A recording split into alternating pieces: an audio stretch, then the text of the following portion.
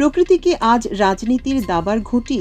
গত কয়েক দশক ধরে আমরা জমি দখল আর খনিজ সম্পদ নিয়ে যুদ্ধ দেখেছি, কিন্তু এখন আলোচনা শুরু হয়েছে এক অদৃশ্য সম্পদ নিয়ে, যার নাম মেঘ। মধ্যপ্রাচ্যের আকাশে কি দানা বাঁধছে কোনো অদৃশ্য যুদ্ধ?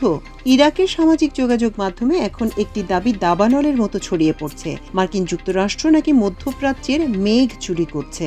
আর যুদ্ধের ব্যস্ততায় সেই চুরি একটু থামতেই নাকি ইরাকে অঝরে বৃষ্টি নামছে। বৈজ্ঞানিক কল্পকাহিনী নাকি কোনো গভীর ষড়যন্ত্র? আজ আমরা খুঁজব সেই উত্তর।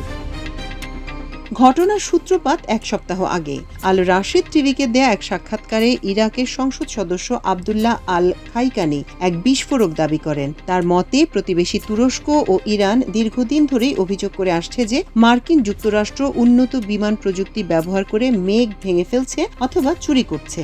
কোনো সুনির্দিষ্ট প্রমাণ ছাড়াই এই দাবি এখন মানুষের মুখে মুখে। যুদ্ধের ডামাডোলে যেখানে মানুষের নজর মাটির দিকে, সেখানে কি সত্যি আকাশের দখল নিয়েছে কোনো পরাশক্তি?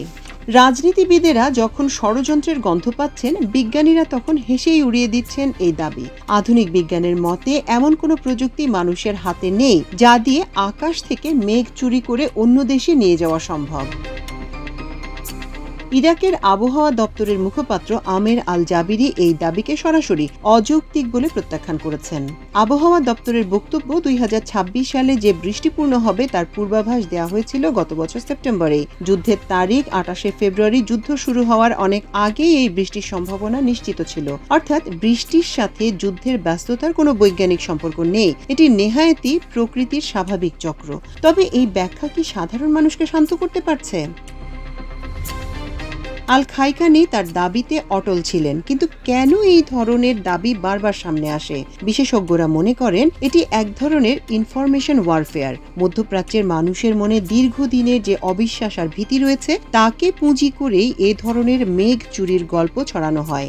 যখনই কোনো প্রাকৃতিক দুর্যোগ বা অস্বাভাবিক পরিস্থিতি তৈরি হয়, সাধারণ মানুষ বিজ্ঞানের চেয়ে ষড়যন্ত্র তত্ত্বকে বেশি বিশ্বাসযোগ্য মনে করে।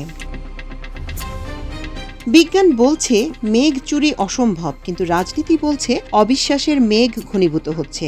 প্রযুক্তির উৎকর্ষতায় আকাশ কি সত্যি যুদ্ধের ময়দান হয়ে উঠছে, নাকি এটি কেবল মানুষের কল্পনাপ্রসূত কোনো ভয়? যাই হোক না কেন, ইরাকের তপ্ত মাটিতে বৃষ্টির প্রতিটি ফোঁটা আপাতত মানুষকে স্বস্তি দিচ্ছে। সেটা প্রাকৃতিকভাবেই হোক কিংবা তথাকথিত কোনো রাজনৈতিক বিরতির কারণেই হোক, মধ্যপ্রাচ্যের আকাশের এই রহস্য হয়তো কোনোদিন উন্মোচিত হবে, অথবা চিরকাল ঢাকা পড়ে থাকবে অবিশ্বাসের কালো মেঘে।